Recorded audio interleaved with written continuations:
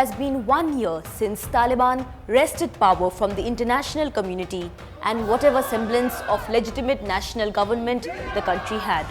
It has been exactly 1 year since the poignant images and visuals of people trying to cling on to planes to leave the country, mothers handing over their infants to international troops, and people fleeing en masse to escape the brunt of this ruthless regime left the whole world in anguish. But for the Taliban, these memories and the present situation of Afghanistan is their victory. In fact, they celebrated their anniversary of takeover as a day of victory. Even when the entire economy is in shambles and the country is facing severe crisis. On Monday, hundreds of militants and their supporters filled the central Kabul square, just yards from where the US Embassy once stood, waved flags and chanted, "God is great." Today, we take a brief look at how the country is doing since the Taliban takeover. But before that, don't forget to like, share and subscribe to One India. Things have certainly changed since Taliban took over. But not for good, for worse, and for a bleaker future. The Afghans are left with no support, are internationally isolated, and they are on the mercy of this militia.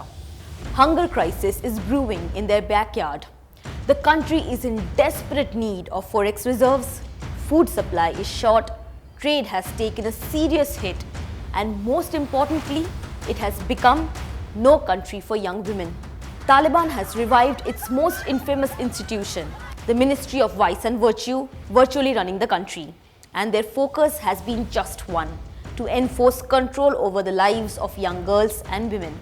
They've told women not to go to work.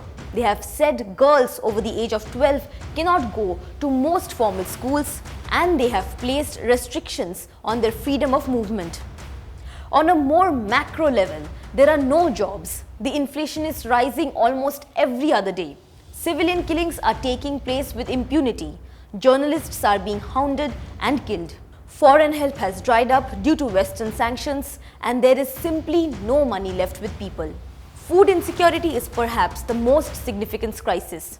About 25 million Afghans are now living in poverty. This is well over half of the country's population. This is what the present situation in the country is. This is what 1 year rule of the Taliban looks like.